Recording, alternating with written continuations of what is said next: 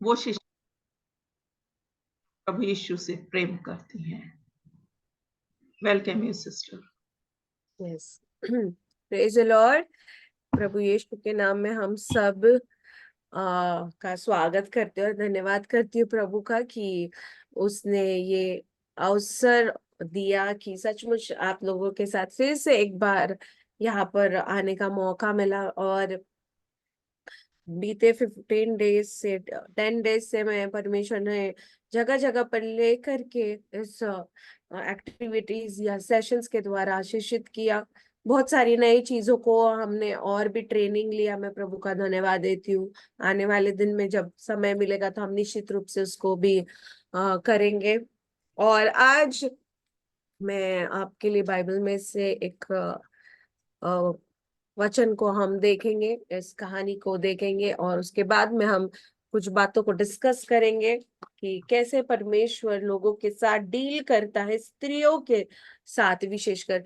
पिछले हफ्ते हमने कौन से स्त्री के विषय में देखे थे, कुछ किसी को याद है क्या? थोड़ा सा लहू 12 वर्ष से बहने लहू वाली बहने स्त्री। वाली 12 वर्ष से लहू बहने वाली स्त्री। Very nice. सबको याद है ना कि 12 वर्ष से परमेश्वर ने एक लहू बहने वाली स्त्री, जिसको 12 वर्ष से परेशान थी, परमेश्वर ने 12 सेकंड में भी नहीं, है ना, कुछ क्षण में है, प्रभु ने उसको, जब उसने छुआ तो उसको चंगाई प्राप्ति मिली। आज हम एक और विषय को देखेंगे और कहानी ध्यान से हमको सुनना है। कैसे सुनना है? ध्यान से, क्योंकि मैं सवालों को पूछूंगी, आपको सवाल के मुझे जवाब देने हैं। ठीक है, तो सबसे पहले हम शुरुआत करेंगे। तब यहूदी धर्म शास्त्र और फरीसी लोग व्यभिचार के अपराध में एक स्त्री को वह पकड़ लाए और उसे लोगों के सामने खड़ा कर दिया। और यीशु से बोले, हे गुरु, वह स्त्री व्यभिचार करते हुए रंगे हाथों पकड़ी गई है। मूसा के विधान हमें आज्ञा देता है कि ऐसी स्त्री को पत्थर मारना चाहिए। अब तू बता, तेरा क्या कहना है? यीशु को जांचने के लिए यह प्रश्न पूछ रहे थे ताकि उन्हें कोई ऐसा बहाना मिल जाए जिससे उसको वो विरोध में कोई अभियोग लगाए, उसके ऊपर अपराध लगाए। किंतु यीशु नीचे झुका और अपनी उंगली से धरती पर लिखने लगा, क्योंकि वो पूछते ही जा रहे थे, वो पूछते ही जा रहे थे। इसलिए यीशु सीधा तन कर खड़ा हुआ और उनसे बोला, तुम में से जो पापी नहीं है, वही सबसे पहले इस औरत को पत्थर मारे। और फिर झुककर धरती पर वो फिर से लिखने लग गया। जब लोगों ने ये सुना तो सबसे पहले बूढ़े लोग और फिर और भी एक एक करके वहां से खिसकने लग गए। और इस तरह यीशु के सामने से वो स्त्री और यीशु आमने सामने खड़े रहे। तब यीशु ने उस स्त्री को पूछा, हे स्त्री, क्या किसी ने तुझ पर दोष लगाया है? तो स्त्री ने उत्तर दिया, नहीं गुरुजी, किसी ने मुझ पर दोष नहीं लगाया। तब यीशु उस स्त्री से कहते हैं, जब किसी ने तुझे दोषी नहीं ठहराया, तब मैं भी तुझ पर दोष नहीं लगाता। अब जा और फिर से पाप ना करना। कहानी अच्छी लगी? तो इस कहानी को हमको याद रहे करके मैं फिर से एक बार इस कहानी को आपसे बात करूंगी और मुझे देखना है कि आप कितना सुने, कितना आपके ख्याल में है। तो आपने मुझे करेक्ट करना है। तो हम करेक्ट कैसे करेंगे मुझे बताओ। हमने सीखा है नो नो कहेंगे, है ना, माइक्स ओपन करके हम कहेंगे नहीं, आप यहाँ पे चूक गए। ठीक है, तो मैं इस कहानी को फिर से एक बार दोहराऊंगी और आपने मुझे बताना है ताकि मुझे भी समझे कि हमको कहानी अच्छे से समझ में आ गई। तब यहूदी धर्मशास्त्री और फिर फरीसी लोग व्यभिचार करते अपराध में एक पुरुष को ले करके यीशु के सामने आ गए थे। No no no no no no no no no स्त्री को एक स्त्री को लेकर के पकड़ के लाए और लोगों के सामने उसको जबरदस्ती खड़ा कर दिया और यीशु से बोला, हे गुरुजी, यह जो स्त्री है ये चोरी करते हुए पकड़ी गई है और नहीं नो है नो ना, no no no no no no ये व्यभिचार करती हुई पकड़ी गई है। वो कहते मूसा के विधान के अनुसार जब कोई स्त्री ऐसा अपराध करे तो उसको पकड़कर क्रूस पर टंगाया जाए। No no no no no no no पत्थर से मारा जाए। घर मारा पत्थर जाए। से उसको मारा जाए। अब तू ही बता हम क्या करें।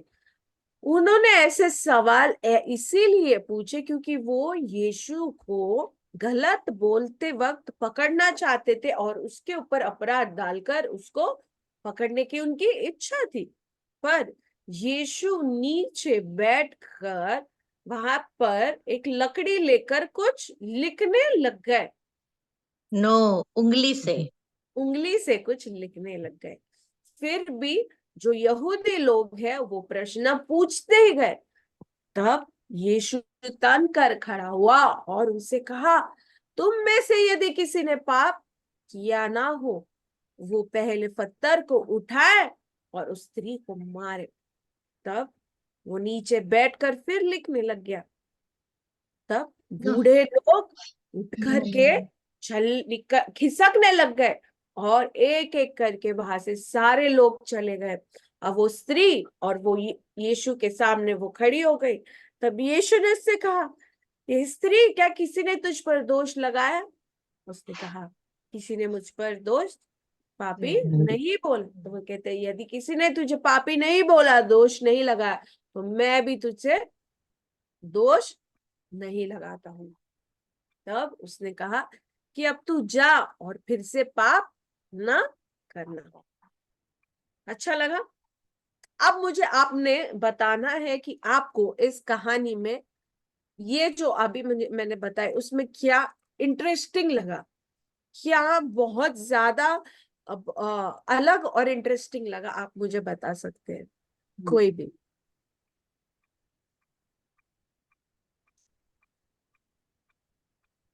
कुछ भी नहीं लगा? इतनी विपरीत परिस्थितियां होने के बाद भी यीशु मसीह ने बिल्कुल शांति से इस सारी सिचुएशन को हैंडल किया। जी, यस। और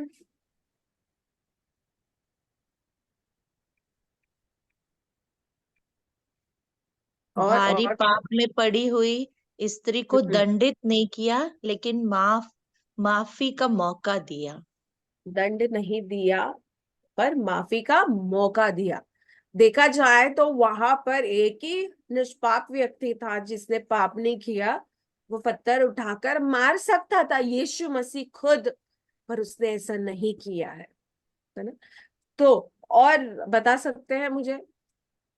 हाँ, बोलना है थोड़ा सा। आज तुम लोग भी बोले, मैं 8 दिन से बोल ही रही हूँ। प्लीज आप लोग भी मुझे जवाब दे ताकि हम समझे कि कैसे हम सीखे एक ऐसे लाइफ के साथ हमने कैसे ट्रीट करना है। हम जान रहे हैं अभी, है ना, कि कैसे हमको एक ऐसे जीवन के साथ कैसे हमको यूज करना है।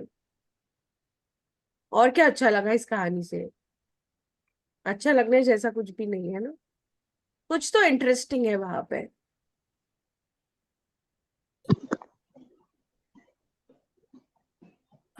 यीशु मसीह जानते थे कि वो स्त्री एक पापीन है, परंतु फिर भी उन्होंने उसे क्षमा किया क्षमा और किया। एक मौका दिया कि फिर से वो उस कार्य में ना लिप्त हो। Yes, definitely, yes.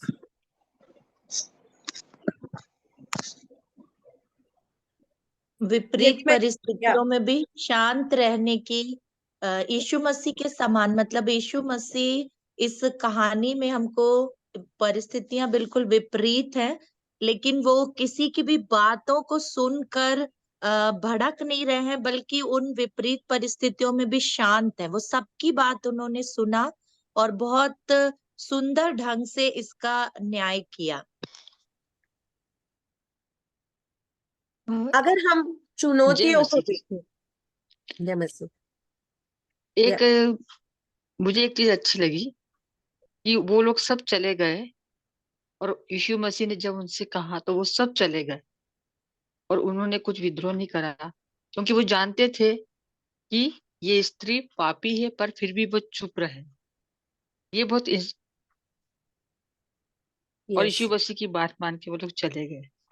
तो यहाँ उन्होंने अपने अपराध को भी एक तरह से स्वीकार कर लिया कि वो भी स्वयं पापी है। मुझे ये चीज इंटरेस्टिंग लगी कि वहां पे लिखा है कि ये जो धर्मशास्त्री, जो धर्म गुरु थे और फरीसी लोग थे, यहूदी, वो यीशु को कोई क्या बोलते हैं, प्रश्न पूछकर उसको पकड़ना चाहते थे कि वो कुछ गलत बोले। पर मुझे ऐसा लगता है कि सचमुच पर यीशु मसीह ने ये जो उन्होंने ट्रिक ट्रिक वाला सवाल उन्होंने डाला और उस स्त्री को अपराध दंड देने के लिए वो खींच करके लेके आए थे और यीशु को गलत साबित करने, परंतु ना वो यीशु को गलत साबित कर पाए और ना वो स्त्री को दंड मिला। राइट? ना वो यीशु मसीह को गलत साबित कर पाए और ना वो स्त्री को दंड मिला।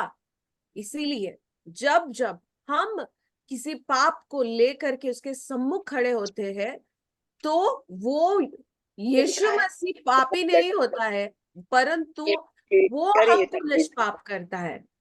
तो ये बात मुझे बहुत उसमें अच्छी लगी। और यदि हम चुनौतियों के बारे में देखें, इस कहानी में उस स्त्री की क्या क्या चुनौती होगी, क्या क्या चैलेंजिंग, क्या कठिन होगा उसके लिए, हम बताएंगे। आपको क्या लगता है उसके लिए क्या ये रहेगा चुनौती? शालिनी, शिरीन, मैं बोलूं शिरीन? Yes aunty. हाँ, ये जो कहानी है जिसमें हाँ, कि वो व्यभिचारिणी जो स्त्री थी वो व्यभिचार में पकड़ी गई थी, और जो लोग आए थे वो यीशु मसीह की परीक्षा कर रहे थे, क्योंकि उस परीक्षा के अंदर वो स्त्री अकेले ही पाप नहीं की, वो जो पुरुष लोग थे, हाँ, वो पुरुष लोग भी उसमें इन्वॉल्व थे। मैं अभी यस, व्यवस्था से अभी निकालती हूँ अपनी बाइबल में से, वो फर्स्ट जगह बताती हूँ, क्योंकि उनको व्यवस्था मालूम थी, शास्त्री लोग थे, शास्त्री लोगों को व्यवस्था मालूम थी, और उस व्यवस्था के अनुसार वो यीशु मसीह की परीक्षा कर रहे थे कि वो है। तो मैं भी निकाल के थोड़ी देर बताती हूँ, बाकी तुम करते रहो। हाँ,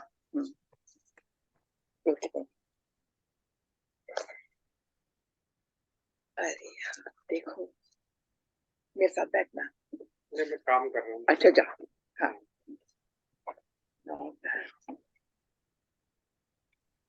यस सिस्टर शिरीन, आप कंटिन्यू करिए। माइक आपका म्यूट है। हाँ, क्या चुनौतियां होगी ये स्त्री की, मुझे बताओ। We are talking about the challenges of this woman in the story. वो एक बहुत तो प्रेशर में रही होगी, चारों ओर से सब चिल्ला रहे होंगे, उसके ऊपर आरोप लगा रहे होंगे, उसको ताना दे रहे होंगे, वो मेंटली पूरी रीति से डिप्रेस्ड होगी। डरी होगी, क्योंकि अब मेरा क्या डिसीजन होगा, ये सोचती होगी। यस, वो डर गई। सबसे पहले उसे ये लगा होगा कि अब मेरी मृत्यु है, मेरा मृत्यु दंड। हम्म, यस, अब सबसे तो पहले वो तो उसे ये एहसास हुआ होगा कि मैं एक गलत काम करते हुए पकड़ी गई हूँ, हम्म, और फिर उसे ये मतलब हुआ होगा कि जैसे शास्त्रों में लिखा है उसके अनुसार मुझको अवश्य ही दंड मिलेगा, और वो ये सोच करके, घबरा करके, डर करके चुपचाप बैठी रहती है। That's right, that's right. उसका चैलेंज ये होगा कि सचमुच लोग उसके ऊपर हंस रहे होंगे, उसके ऊपर लोग, है ना, उसको पकड़ करके वैसी स्थिति में लेकर के आए, पूरे समाज के सामने जबरदस्त है ना उसको खड़ा कर दिया गया था। वो सबसे बड़ी चुनौती भी हो गई, और ऊपर से पूरे पुरुष थे वहां पर, है ना, उसके सामने जो यहूदी लोग थे, उनके गुरु थे, यीशु मसीह वहां पर थे, और स्त्री का वहां पर खड़ा होना। और जैसे कि मधु आंटी ने बताया कि पुरुष को तो नहीं पकड़ा उन्होंने, वो तो भाग गया होगा या उसका क्या हुआ हमको नहीं मालूम, पर स्त्री को हमेशा, है ना, टारगेटेड किया गया, है ना, इसीलिए क्योंकि वो यीशु को उस चीज में परीक्षा करना करना मांग रहे थे। और मैं यही बताना चाहती हूँ कि हमेशा हम दुनिया में भी जब देखते हैं, है ना, जब ऐसा सिचुएशंस होता है, दो लोगों का उसमें गलती है, पर हमेशा एक को टारगेट किया जाता है। ऐसे समय में, है ना, यदि हमको ऐसा लगे कि अब क्या होगा, है ना, अब ये व्यक्ति के साथ हम कैसे डील करना चाहिए, हम किसी को डायरेक्टली अपराधी नहीं बोल सकते हैं, यीशु मसीह ने नहीं बोला, पर उन्होंने एक होशियारी से जवाब दिया यदि किसी ने, है ना। तो मुझे ऐसा लगता कि वो बहुत बड़ा, वो लेडीज के लिए बहुत बड़ा चैलेंज होगा अपने लाइफ का, है ना। क्यों ना मैं ये समझ चाहती हूँ कि हम अपने अपनी जिंदगियों के चैलेंजेस को आज शेयर करेंगे कि आपके लाइफ में ऐसी क्या कठिन चुनौती थी और आपको ऐसा लगा कि ये मेरी जिंदगी का सबसे बड़ा एक चैलेंज है। तो हम उस चैलेंज को क्या हम शेयर कर सकते हैं, यदि कोई बता सकता है।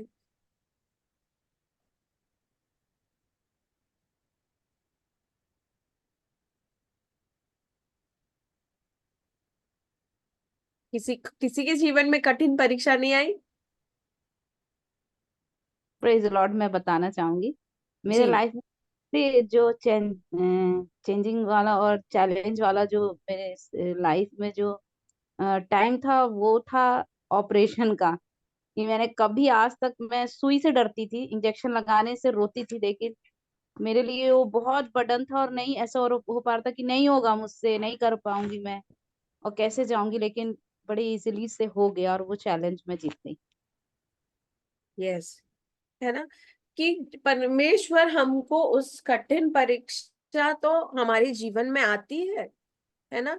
परीक्षा, वो स्त्री वहां से भाग करके नहीं गई, है ना, और उसको मालूम था कि मेरा मरना पक्का है, क्योंकि वो नियम जो लागू किया गया था, मोसेस का जो विधान था, उस विधान को वो भी जानती थी। उसकी मुंडी शायद से जो गर्दन होगा, वो शर्म से झुक गई होंगी, लोग उसके ऊपर हंस रहे होंगे, लोग उसको क्या क्या नहीं बोल रहे होंगे, क्योंकि वो गलती में थी इसलिए उसको चुप और चुप ही बैठना पड़ा होगा।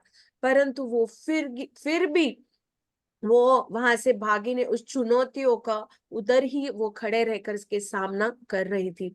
और मुझे ऐसा लगता है, यदि मैं आपसे पूछूं, इस कहानी में यीशु मसीह स्त्री को कौन से दृष्टि से उसने देखा होगा? नंबर 1 हमने देखा कि इंटरेस्टिंग क्या था।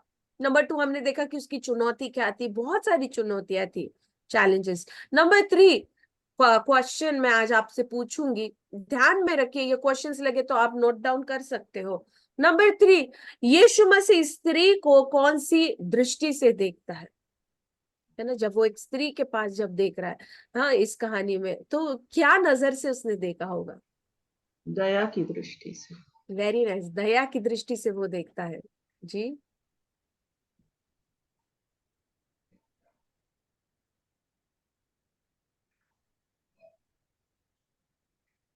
और दया, प्यार, मैं कैसे इसको छुटकारे के लिए ऐसा सोचता होगा कि मैं कैसे इसको बरी करूं, वो भी एक छुटकारे की नजर से चैलेंज। वो एक स्त्री को देखता है, कंपैशन, दया की नजर से वो एक स्त्री को देखता है। और मुझे ऐसा लगता है कि जब वो वहां पर खड़े थे ना, वो दोनों भी इक्वल खड़े थे, क्योंकि यदि यीशु ने कुछ बोला होता तो ये स्त्री को तो दंड तो था ही पक्के से, पर यीशु मसीह के साथ भी वहां पर बुरा सुलूक हो गया था, होता। इसीलिए यीशु मसीह क्या करते हैं मालूम है, जो जो व्यक्ति जो जो परेशानी में है, तो सो परमेश्वर यीशु मसीह भी अपने आप को उस परेशानी में ढा देते हैं। तब वो समझते हैं कि इक्वली ये कैसे परिस्थिति से होकर के जा रहे होंगे। फॉर एग्जाम्पल, है ना, जब जो जो कोड़े हम पर बरसने वाले थे, जो दुख हमारे ऊपर आने वाले थे, जो क्रूस या जो जो चीजें, जो सफर हम देखने वाले थे, यीशु मसीह ने, परमेश्वर ने क्या किया मालूम है क्या? हमको पीछे खींचा और यीशु मसीह को आगे किया, है ना। इसीलिए यीशु मसीह हमारे हर एक दिल की बात को, हमारे दर्द को, हमारे अकेलेपन को, हमारे मिस्टेक्स को, हमारे क्या बोलते हैं, एक छोटा होने को, वीकनेसेस को, वो वैसे उस लेवल पे उतर के देखते हैं, है ना। यदि यीशु मसीह परमेश्वर का पुत्र, राजा का राजा, है ना, और खुदा होने के नजर से यदि उसको देखते, है ना, तो निश्चित रूप से अगर वो वैसे रीति से देखते थे, एकदम कोई तो भी हाई प्रायोरिटी, है ना, हाई, तो निश्चित रूप से वो स्त्री को दंड अपराध मिला होता। पर हमेशा जब जब हम पाप में गिरते हैं, तो यीशु मसीह हमको दंड के अपराध की नजर से नहीं देखते, परंतु वो दया की नजर से ही देखते। इसीलिए यदि हमको किसी को इस कहानी से कुछ बताना होगा, यदि हमारे लाइफ में या हमारे जीवन में ऐसी कोई स्त्री और लड़की पाई जाती है जो पाप और अपराध में पड़ी हुई है, हमने उसके ऊपर दोष लगाना नहीं चाहिए, वो कितनी खराब है, तो कितनी बिगड़ी हुई है, नहीं, बल्कि उस तरीके से हमने उसके साथ डील करना है।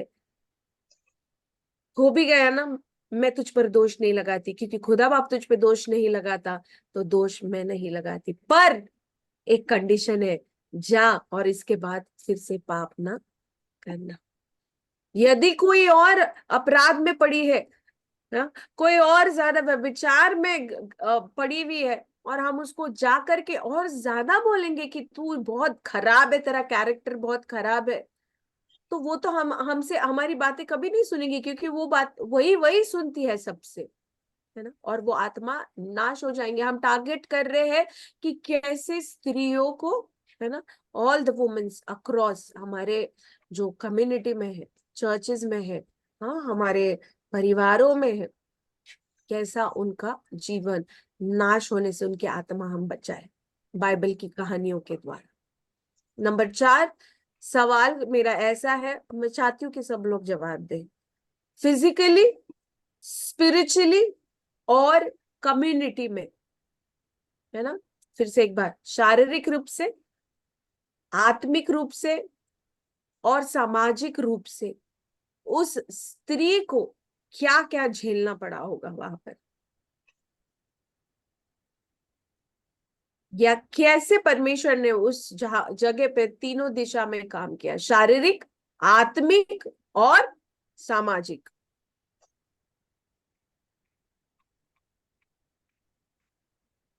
सामाजिक रूप से तो गिल्टी भी फील कर रही होगी और प्रेशराइज होगी माइंड में, है ना, और फिजिकली भी वो वीक होगी, क्योंकि उसके व्यभिचार में पकड़ी गई थी, और स्पिरिचुअली शायद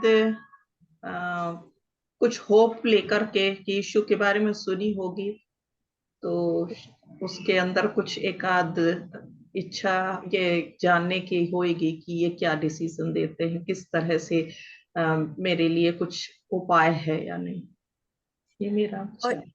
और यीशु मसीह ने ये तीनों जगह पे कैसे हीलिंग को किया, ये तीनों जगह पे, फिजिकली, स्पिरिचुअली और कम्युनिटी के सामने, कोई यीशु बता? मसीह जी, यीशु मसीह ने जब इतने सारे लोगों के बीच में, और यीशु मसीह जानता था कि उस समय की ऐसी प्रथा है कि जो पाप में पकड़ी जाने वाली स्त्री है उसको पथराव किया जाए, तो इस तरह की बात बोली जिसके वजह से कोई भी पत्थर उठाने के लायक नहीं था, क्योंकि उसने इतना स्मार्टली बुद्धिमत्ता से वो बात को रखी कि वहां तो निश्चित 100% सभी पापी थे, केवल यीशु मसीह नहीं था। तो इस तरह से उसने इस प्रश्न को, इस बात को रखा, जिसकी वजह से कोई भी उसके ऊपर पत्थर नहीं उठा सका। तो शारीरिक रूप से यीशु मसीह ने उसे बचा लिया पथराव होने से। और जब यीशु मसीह ने उसे माफी दी और उसे ऐसा कहा आगे तुम पाप नहीं करना, तो आत्मिक रीति से प्रभु ने उसको जीता। और सामाजिक रूप से इस तरह की वहां पर इतने सारे लोगों के बीच में और अपमान होने से प्रभु यीशु मसीह ने उसे बचा लिया। नहीं तो लोग, यदि यीशु मसीह इस दूसरा डिसीजन देते तो लोग उसको और ताने देते और उसके साथ दुर्व्यवहार करते, पथराव करते। लेकिन सामाजिक रूप से भी प्रभु यीशु मसीह ने उसे बचाया और उसे दोबारा सुधारने के लिए अवसर भी दिया। Very nice. और कोई बता सकता है मुझे कि ये 3 एरिया में परमेश्वर ने कैसा काम किया उसके लाइफ में, फिजिकली, स्पिरिचुअली एंड कम्युनिटी में? कोई बता सकता है?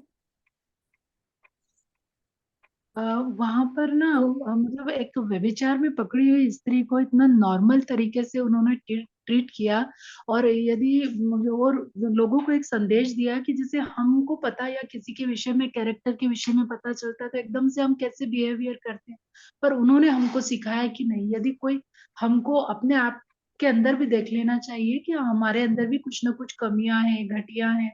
तो अगर किसी का हम देखें तो एकदम से ऐसे हम उसको ट्रीट ना करें कि वो और ज्यादा उग्र हो जाए, पर परमेश्वर ने हमको प्रेम करना सिखाया और कैसे ऐसे लोगों को हम ट्रीट करें, कैसे हैंडल करें। यदि आप आत्मिक व्यक्ति हैं, आत्मिक महिला हैं, तो आपके सामने ऐसे केस आएंगे ही सही, तो आप कैसे उनको ट्रीट करेंगे। परमेश्वर ने हमको इन बातों को बताया है कि जब आप आत्मिक होते हो, जब, तो आपका सब कुछ परमेश्वर के जैसे हो जाता है। तो जैसे ही आपके पास में ऐसे केसेस आए या कोई भी ऐसी सिचुएशन आए तो आपको कैसे ट्रीट करना है, तो परमेश्वर ने हमको ये भी बताया है, ऐसा भी सिखाया है। यस यस, वेरी मैं नाइस। कहती हूँ जी कि बोलिए। आत्मिक रूप में प्रभु यीशु मसीह ने वो उसको बचाया और देखा कि मेरे लिए, वो ये भी सोच रही होगी स्पिरिचुअल रूप में, मेरे लिए कोई खड़ा है आत्मिक रूप से। और और अगर मैं सामाजिक रूप से कहूँ तो यीशु मसीह ने वो अधिकार जो उसके पास था उसने इस्तेमाल किया और उसको भीड़ के सामने और भीड़ के न्याय से बचाया। और समाज में उसको अपने, और अगर मैं शारीरिक रूप में कहूँ तो उसको अपने समानता में खड़े होने का अधिकार, यानी अपने समानता में खड़े होने का उसको वो मौका दिया। यस। और कोई? जी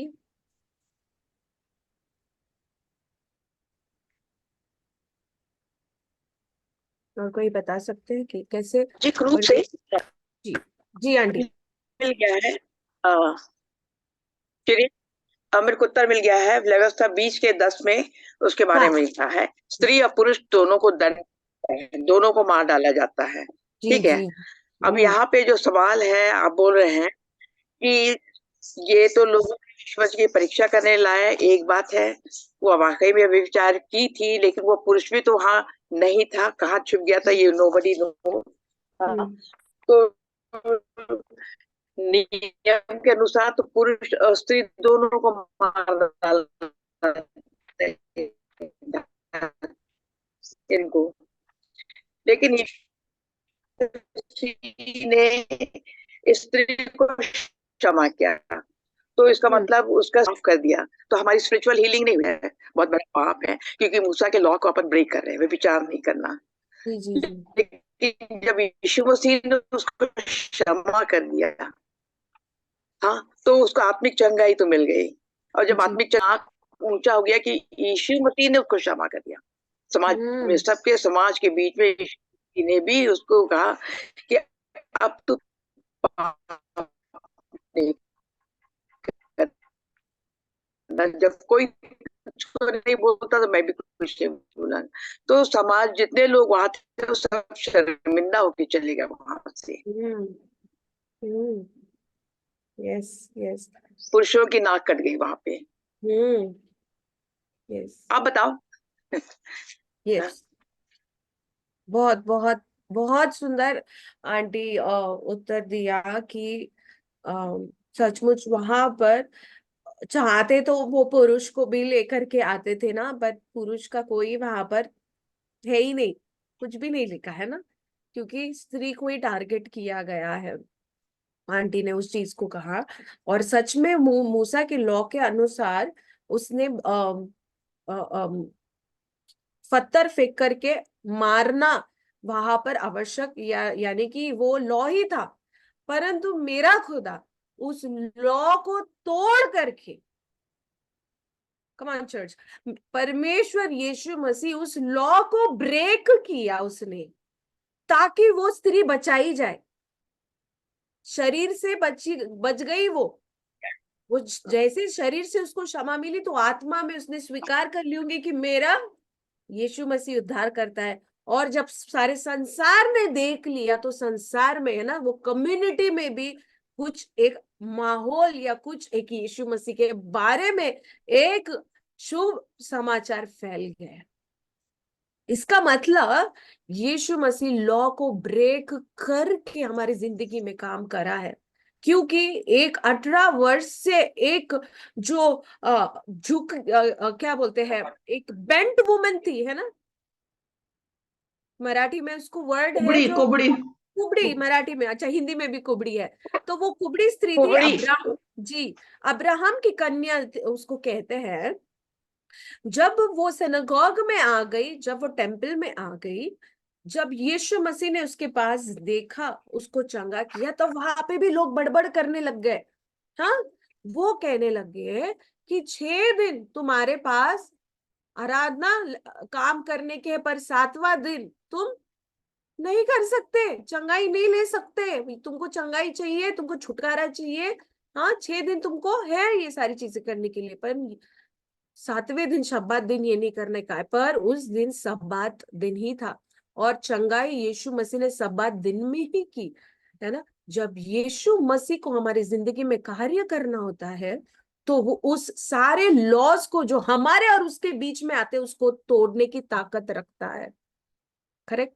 क्योंकि हमारे बीच में जो पर्दा था, उसने, है ना, वो तो तोड़ते गया ये चमत्कार करते हुए, पर असली पर्दा उसने वो तब तोड़ा जब वो क्रूस के ऊपर चला गया। तब वो पर्दा जो फट गया था मंदिर के बीच का, वो वही लॉ का पर्दा था। इसीलिए परमेश्वर यीशु मसीह के नाम को हम धन्यवाद देते हैं कि अब हम वो लॉ के अंडर नहीं है। नहीं तो हर कोई व्यभिचार का पाप इतना बढ़ गया है, हर दूसरे दिन, हर दूसरे घंटे में कोई ना कोई भार पथराव करता हुआ हमको नजर आया होता। सोचने वाली बात है, सोचने वाली बात है। हर कोई पथराव करते हुए हमको नजर आता था, हर कोई बीमार, है ना, संडे के दिन बीमार ही रह करके आता था।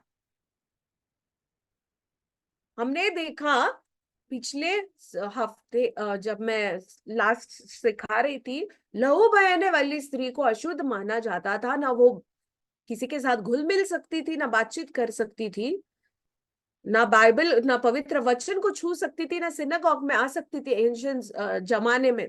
परंतु उस समय में भी एक लॉ ब्रेक हुआ है, उसने जीते जाते वचन प्रभु यीशु मसीह को छुआ है, और वहां पर भी चंगाई हुई है।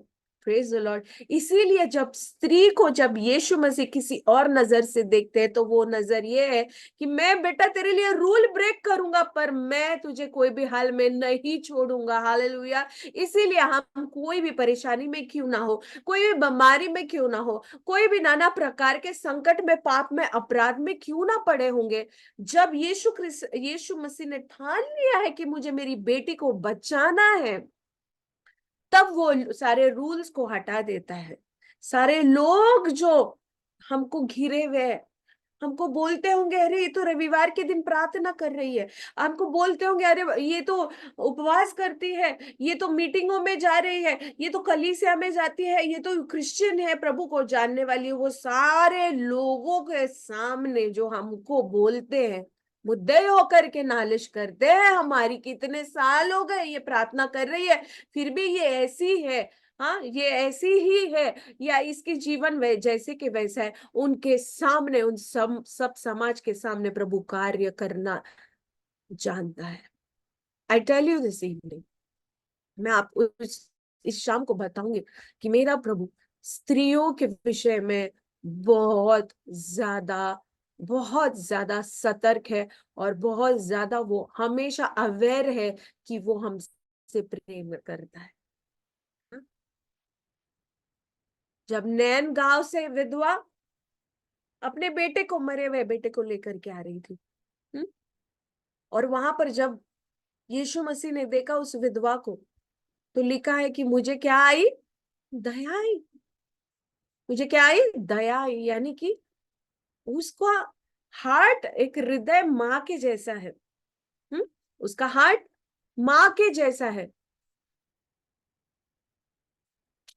वो समझ गया अब ये विधवा, इसको बच्चा कभी ना होगा, एकलौता एक बेटा है, अब इसका बेटा लौट कर नहीं हो, इसलिए उसने अपने आप को उस माँ के हालात में ढा दिया, और वो समझ गया एक माँ का हृदय कैसा है, इसलिए उसने उस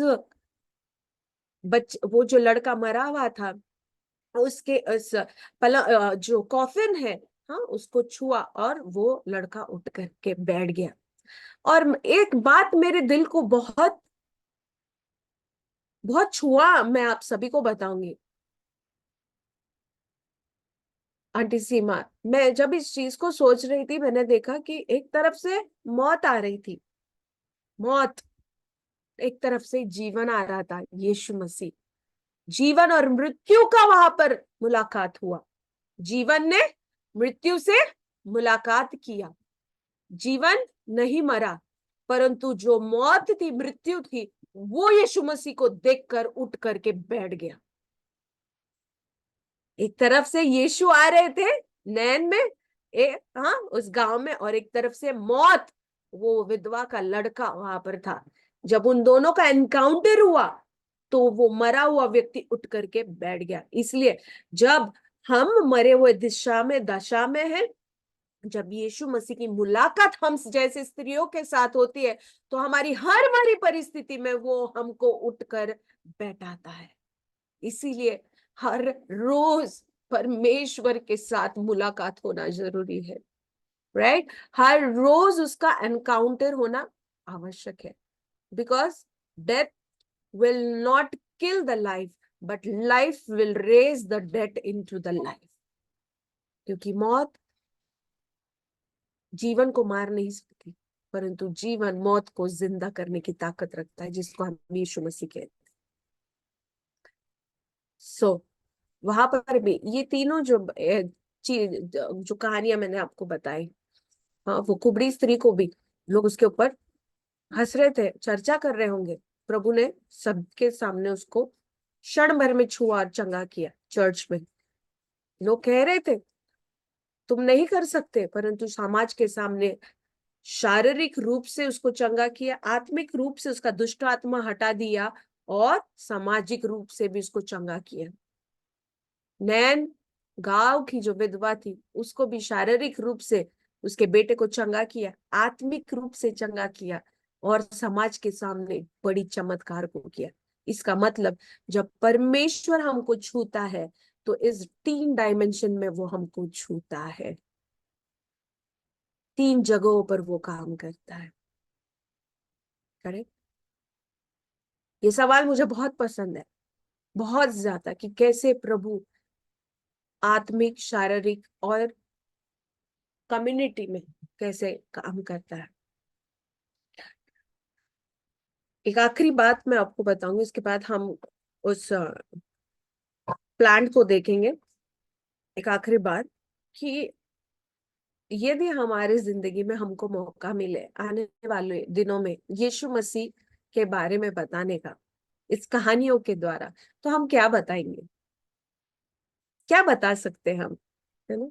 और किसी को यदि हमको चांस मिला कि मुझे यीशु मसीह के बारे में, मुझे ये ऐसी ऐसी व्यक्ति मुझे मिली है उसको बताना है, तो हम क्या बताएंगे? क्या कोई बता सकता है?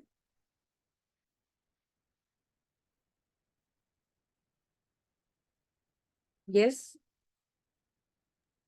यीशु मसीह के स्वभाव के बारे में, वो कितना प्रेमी है और किस तरह से क्षमा करता है, जी। चंगाई देता है। यस।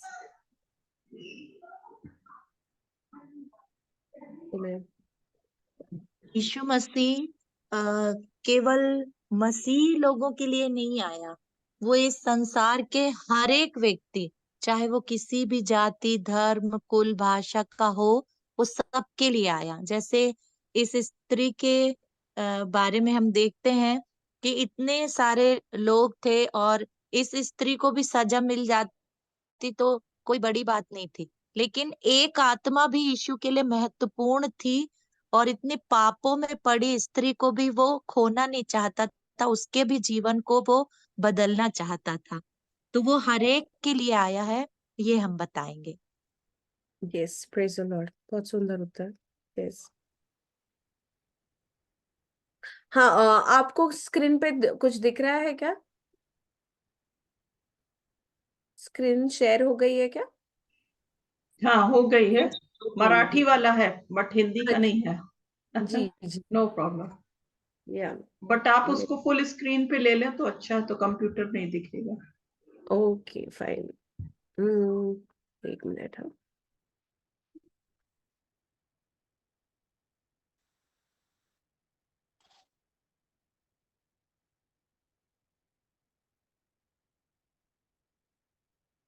ये दिख रहा है क्या आंटी यहाँ से? क्योंकि मेरा लैपटॉप है तो मुझे समझ नहीं आ रहा दिख है। तो रहा है। थोड़ा इसको बड़ा वो कर दीजिए फुल स्क्रीन पे, मैक्सिमाइज वाला में जी। अब हाँ ठीक है, पार्ट पार्ट हाँ दिख रहा, चलेगा। ओके। तो इस विषय में हम थोड़ा देर बात करते हैं। जैसे हमने देखा था पिछले बार, देखा था क्या ये, तो आप लोग ने बताया था कि मुझे इसके विषय में कुछ। लास्ट में आपने दिखाया था, थोड़ा सा बात हुई थी। हाँ, तो हम इसके विषय में थोड़ा सा और बात करेंगे कि आपको इसमें क्या क्या नोटिस हो रहा है, वो मुझे आपने बताना है, सबने बताना है क्या क्या नोटिस हो रहा है।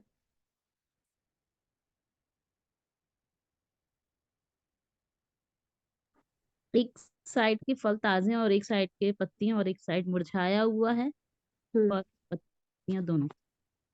यस, और कुछ सबने बताना है प्लीज। आप आपके घर से कैमरा ऑन करें या भी माइक ऑन करके आप बता सकते कि आपको क्या क्या नोटिस हो रहा है। जो पौधा जमीन में अंदर तक गहराई तक गया हुआ है, वो साइड जो है वो बहुत अच्छे से कहना चाहिए फला फूला है और हरा भरा है, और जिस जो मतलब बाहर है वो मुरझा गया है। यस। उसमें मतलब निर्जीवता आ गई है।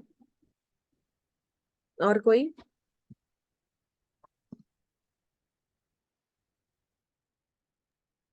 तो पिछले राइट बार साइड वाले पूरे पत्ते मुरझाए हुए हैं, पीले हो गए हैं, उसका फल सूख गया है। यस। और लेफ्ट साइड में जो है वो फल भी अच्छे हैं और पत्तियां भी अच्छी हैं, स्वस्थ दिखाई दे रहे हैं, क्योंकि जड़ उनको पोषण दे रही है, और इधर वो जड़ से अलग हो गए हैं। यस। यस।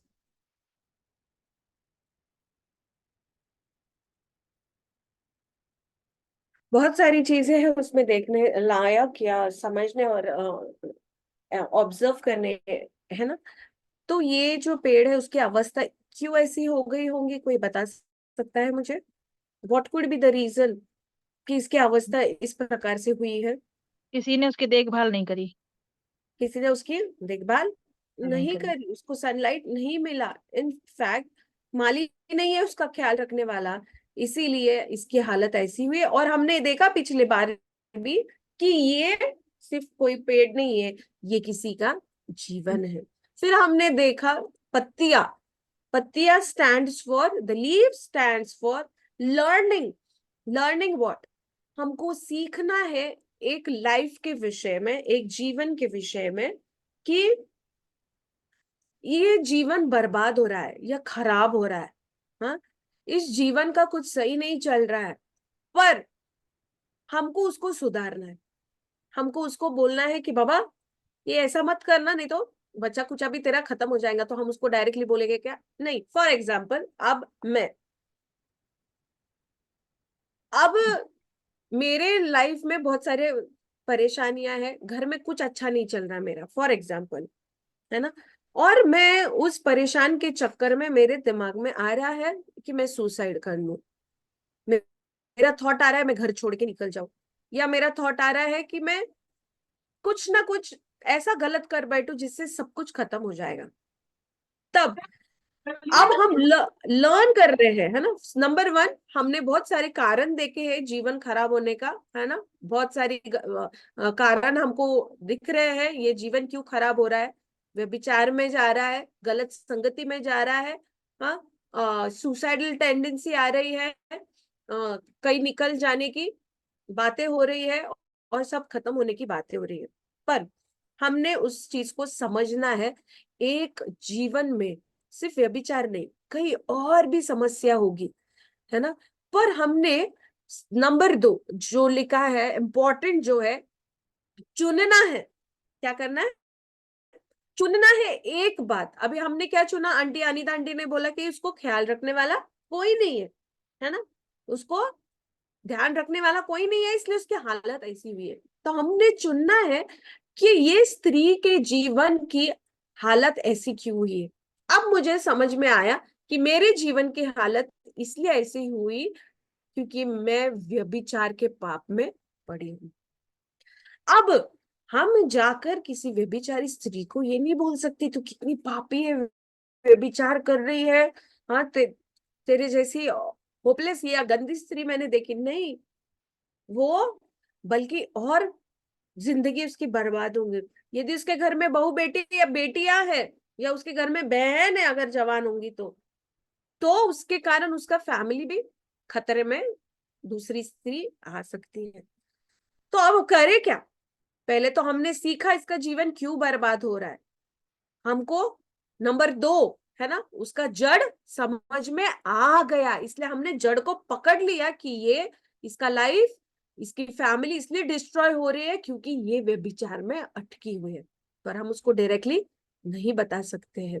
पर हमने करना क्या है? नंबर 3, मिट्टी। मिट्टी स्टैंड्स फॉर, है ना, माती, यानी कि मिट्टी स्टैंड्स फॉर मुहावरा। जैसे पिछले बार में हमने देखा, और मैं आज भी बताऊंगी तुमको मुहावरे क्यों लेने हैं हमको, है ना। 1-2 मुहावरे बताओ। आंटी मुझे बोल रही थी आज मुहावरे के बारे में बता रहे थे, आज अभी मैं बताऊंगी मुहावरे के विषय में। है क्या? मुझे कोई दिख ही नहीं रहा है स्क्रीन पे, है कि चले गए सब? है है सुन okay।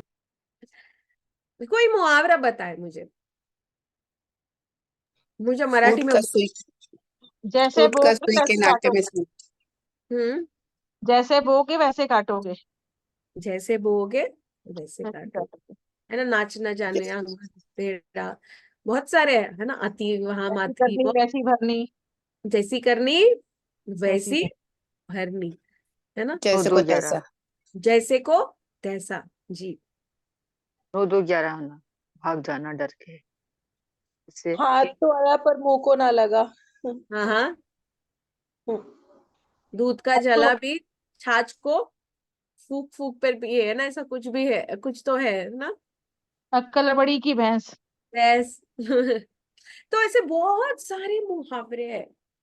अब हमको ये मुहावरे का क्या करना है मालूम है क्या? किसी को टॉन्ट मारने के लिए इस्तेमाल नहीं करना है, पर किसी का लाइफ बचाने के लिए हम जरूर उसको ये कर सकते हैं। अब हम उसको कहेंगे,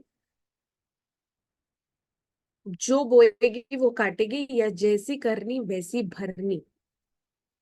हमने इसकी जिंदगी में जो व्यभिचार में पकड़ी गई है, इसकी जिंदगी में यदि इस चीज को हमने बोला तू बहुत पापी नहीं है, तेरे जैसे पापी कोई नहीं है, वो सुनने नहीं वाली है। वो तुमसे दूर चली जाएगी और नेक्स्ट टाइम जब तुम क्रॉस होंगे उससे तो आपसे बात भी नहीं करेगी। वो ऐसी स्त्रियां बात नहीं करती। यदि हम उसके लाइफ को जब देखेंगे, सीखे हैं हमने क्या क्या परेशानी से वो जा रही है, हमको उसका इम्पोर्टेंट नंबर 2 पॉइंट मिल गया है कि उसकी लाइफ वह विचार गलत संगति के कारण हो गई।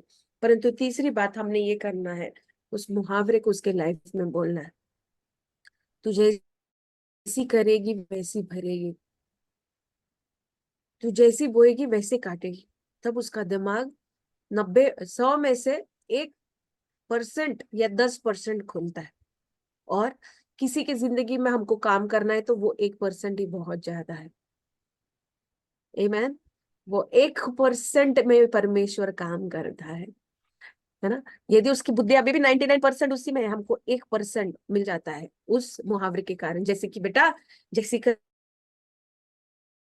तेरी बेटी है, गलत हो रहा है। उसके बाद बाइबल से हमको मिलती जुलती कहानी उसको बताना है, जो बाइबल का रेफरेंस दिए बगैर हमको बताना है। क्यों ऐसा करना है? क्योंकि यदि हम किसी के सामने डायरेक्टली बाइबल को प्रेजेंट करते हैं, उसका मतलब वो कहते हैं कि बाबा ये धर्मी लोग हैं, हमको पापी ही बोलेंगे, है ना, हमको नरक में डालेंगे जहां पर शैतान गरम कढ़ाई में तेल में हमको फ्राई करके निकाल, बहुत सारी चीजें हैं। हाँ, नरक से डरते हैं। हाँ, हमको दंड मिलेगा, ये मिलेगा नहीं।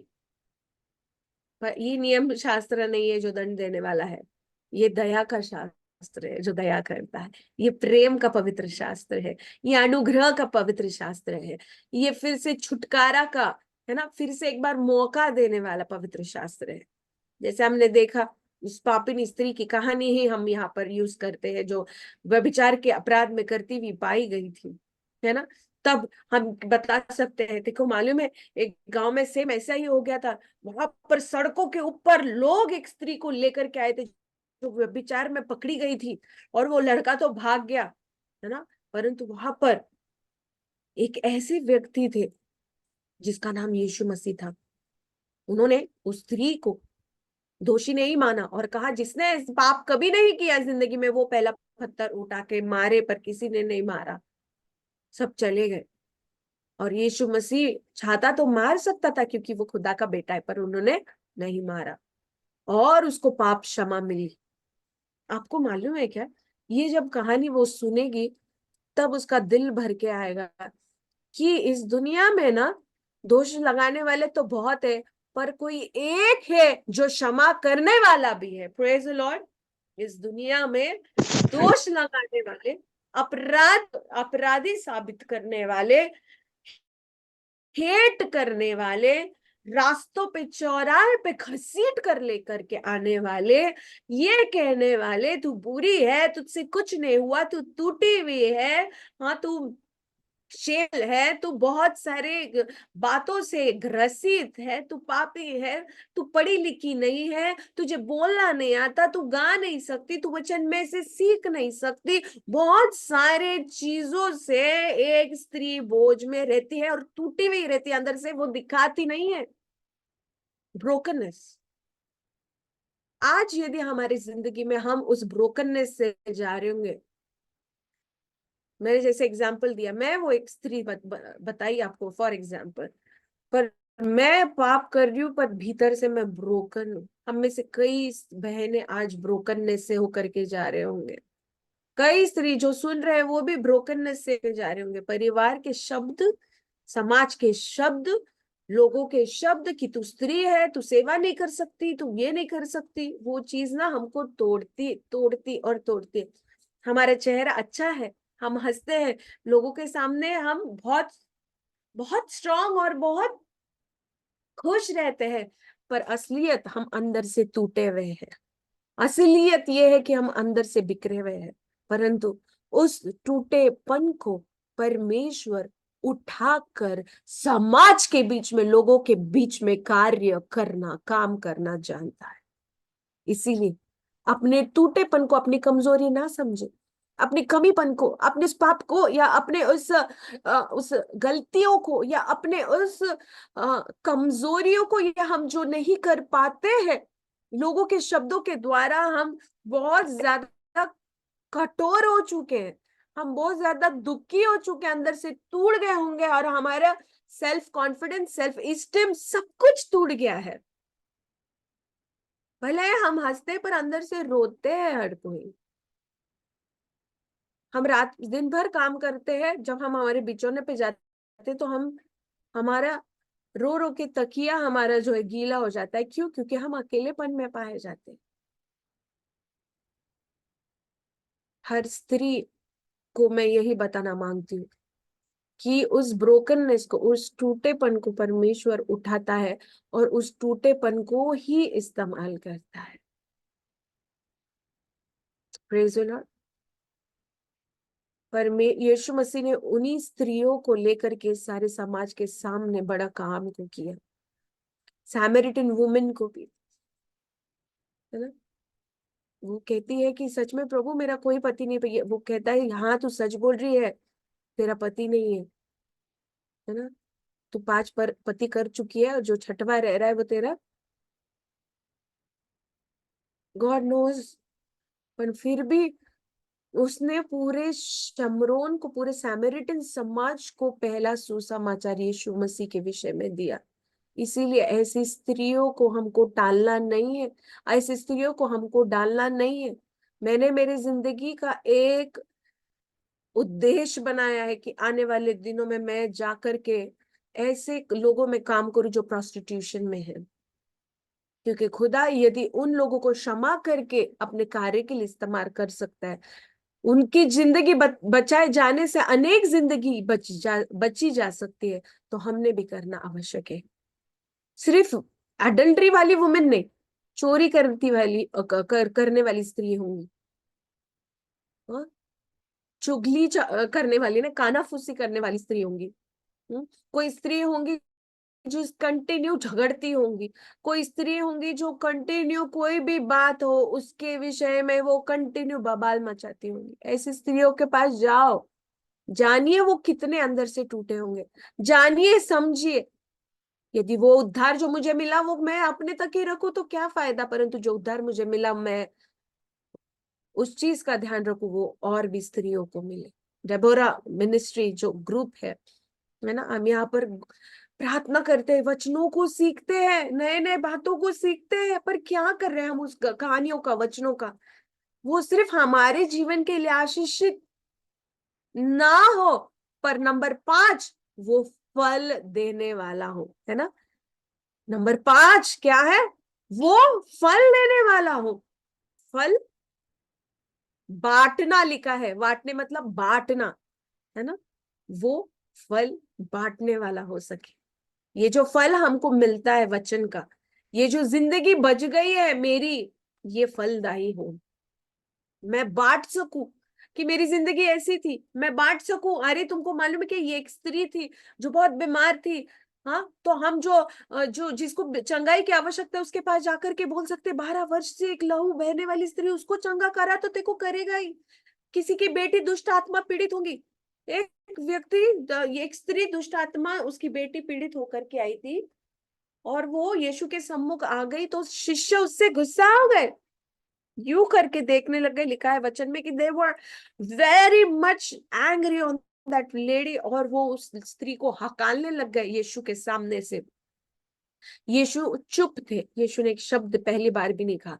फिर भी उसने कहा, हे दाविद की संतान, मुझ पर दया कर, मेरी बेटी, है ना, उसको दुष्ट आत्मा ने पीड़ित कर लिया है। लोग उसके ऊपर हंसते होंगे, वो सोचते होंगे मेरी बेटी की शादी कैसी होंगी, कैसे सब कुछ होगा, पर यीशु कुछ नहीं बोला पहली बार। कई बार ऐसा होता है जब हम परेशानी में रहते हैं तो यीशु कुछ नहीं कहते हैं। क्यों? क्योंकि उसको कार्य करने में इंटरेस्टेड है वो कार्य करने में इंटरेस्टेड था। फिर वो जवाब देता है कि मैं तो इजरायलियों के लिए आया, मैं पर विदेशियों के लिए नहीं आया। क्यों मैं अपने बेटों की रोटी उतारकर कुत्तों को दूं?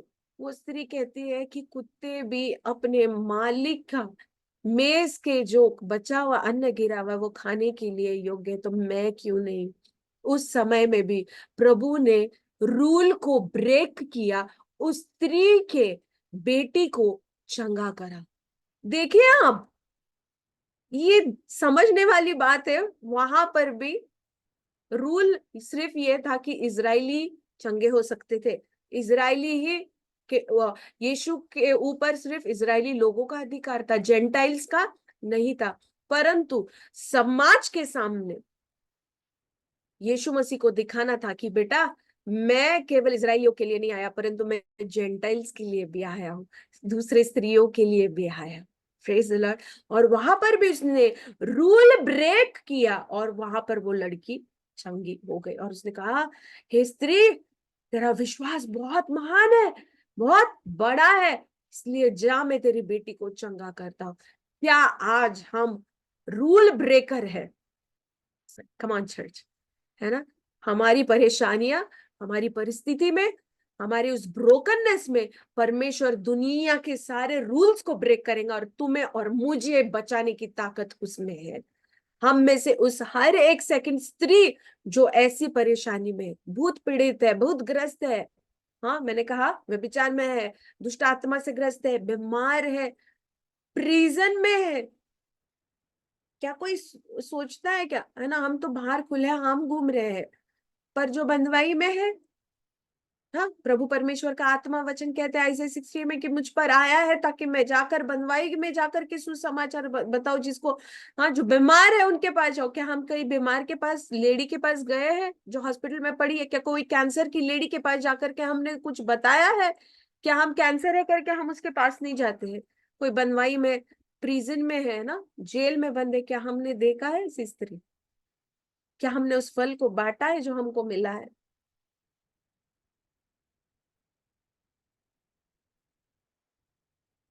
मैं उस दिन बहुत रो रही थी और मैंने कहा, परमेश्वर, मैं, मेरी उम्र बढ़ रही है परमेश्वर, और मैं बहुत नजदीक आ रही हूँ मेरे लाइफ के एंड में। एक एक उम्र है ना, ज्यादा नहीं है वो उम्र, फिर भी मैं बोलती हूँ मैं 34-33 ईयर्स की हूँ, पर मैं ये सोचती हूँ परमेश्वर कि मुझे ऐसी ऐसी स्त्रियों के पास लेकर के जा परमेश्वर, जहाँ पे कोई जाना पसंद नहीं करता। Nobody likes to go। और यही कॉन्सेप्ट के साथ में, ये टोमेटो प्लांट के कॉन्सेप्ट के से हम ऐसे लड़कियों के पास पहुंच सकते हैं। हम उनको डायरेक्टली उठाकर चर्च में नहीं बिठा सकते, परंतु स्टेप बाय स्टेप हमने उनसे काम करना है। फॉर एग्जाम्पल, यहाँ पर चर्च है, यहाँ पर वो स्त्री है, पहले हमने उसकी पर्सनल लाइफ पे काम किया, फिर हमने काम किया उसके फैमिली के ऊपर, फिर हमने बच्चों के ऊपर काम किया, हमने उनको समझाया, फिर उसके बाद हमने समाज के साथ उसके ऊपर काम किया, समाज के साथ उसका एक होना बहुत आवश्यक था, वो हमने काम किया। और उसके बाद वो ऑटोमेटिकली यहाँ पर ये हाथ के पास पहुंची है जिसको हम कलीसिया बोलते हैं, है ना। हमने डायरेक्ट उसको जाकर के कलीसिया में लाकर नहीं पटक दिया, परंतु स्टेप बाय स्टेप पहले उसके जीवन में जब वो कार्य होगा, ऑटोमेटिकली उसके परिवार में वो काम होगा, परिवार में काम हुआ तो ऑटोमेटिकली उसके बच्चों के साथ में होगा, बच्चों के साथ हुआ तो ऑटोमेटिकली समाज के साथ होगा, और उसके बाद हम उसको परमेश्वर के राज्य के लिए जीत सकते हैं। Praise the Lord. बहुत कुछ है बोलने के लिए, बहुत सारी गवाहियां। मैं आपको लास्ट एक गवाही बताती हूँ। जब मैं पिछले प्रशिक्षण में थी, हम किंटसुगी बोल के एक जापानीज तरीके से हम सीख रहे थे कि एक ब्रोकननेस के विषय में, और जब हम उस ब्रोकननेस को देखा, हमने उस कप्स को फोड़े, हमने कहा कि ये कप तुम्हारा लाइफ है, और जब हमने उस कप को फोड़ा और हमने उनको कहा कि समझ जाइए कि ये कब आपका लाइफ है और आप किस कदर टूटे हो, है ना, और आपको बताना है आपके जीवन के संघर्षों को। तो एक स्त्री थी, उसने बताया, मेरे जीवन में मैं पिछले 26 साल से एक टूटेपन में थी, और वो टूटापन ये था कि उसको बचपन में जब वो छोटी थी उसको फिजिकल अब्यूज हुआ था, वो किसी को बता नहीं पा रही थी, वो बहुत परेशान थे अंदर, सब अच्छा है बाहर से, सब कुछ अच्छा चल रहा है, पर अचानक से उसको याद आता था कि बचपन में तेरे साथ किसी ने गलत छुआ, तुझे किसी ने गलत किया, तब समझता नहीं था, इसलिए वो सोचती थी कि कई साल बड़ी होने तक कि उससे गलती हुई, पर उसको जब समझ आई तो वो गलत नहीं थी। उस ब्रोकननेस के साथ वो 25 to 26 ईयर्स की से थी वो। पर उस दिन उस ऑल्टर पे जब उसने उस कप को फोड़ा, उसने उस ब्रोकननेस को तोड़ा, इतनी फूट फूट कर रोई, और वो रोते गई और बोलते गई कि जो जो उसके साथ हुआ, और परमेश्वर ने उसको इनर हीलिंग दिया, इनर हीलिंग दिया, है ना। और उस जिस इस कदर वो मुझसे आके लिपटी और रोते गई, और वो कही कि काश यदि मैं इस महिला सभा में, या मैं ऐसी महिलाओं को अगर ऐसी ऐसी कोई व्यक्ति मेरे पास नहीं आती, तो शायद मैं यही दर्द के साथ मर जी रही थी और मर भी जाती इस ब्रोकननेस के साथ। पर कोई तो महिला उसके पास पहुंची जिसने उसको उस ब्रोकननेस से बाहर आने के लिए सहायता किया। आज मैं आप सभी को चुनौती दूंगी मेरे प्यारे बहनों, इतनी सारा मटेरियल जो हमको पवित्र शास्त्र में दिया है महिलाओं के विषय में, है ना। जब आंटी डेबोरा ग्रुप चलाती है महिलाओं के लिए, महिलाओं के विषय में, कई स्त्रियां बहुत ज्यादा हेड प्रेशर में होने के कारण, एक तो उनका फाइनल है सुसाइड करना, दूसरा घर छोड़ के चले जाना, तीसरा शादी के बाहर अफेयर्स को करना, चौथा गंदी संगति में लग जाना, जीवन को और आत्मा को बर्बाद कर देना। आज हमारा टारगेट होने पाए कि परमेश्वर ऐसी स्त्रियों के पास मुझे लेकर के जा, ताकि मैं एक एक स्त्री को बचाने पाऊं, एक एक स्त्री, एक लाइफ में एटलीस्ट वन।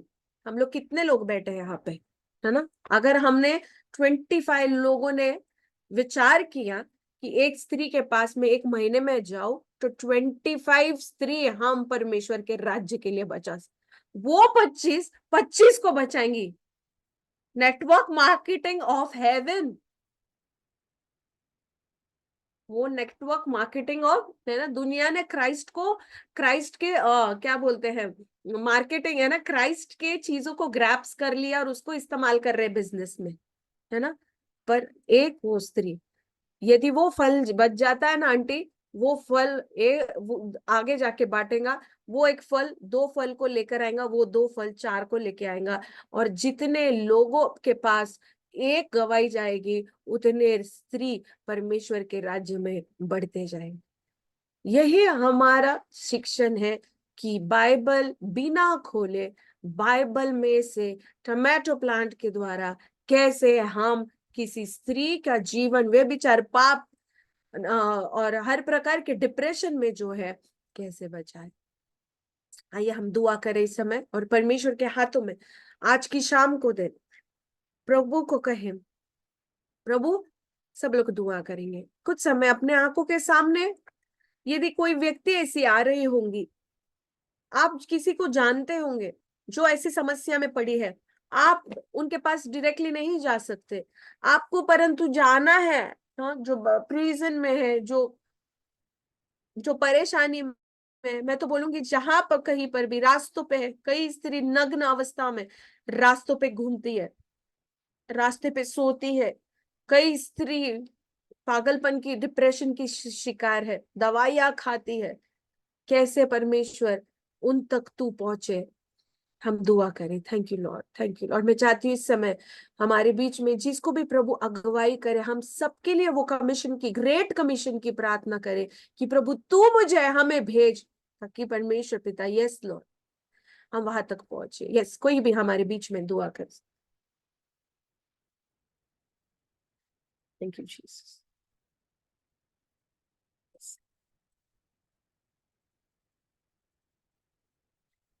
Thank you.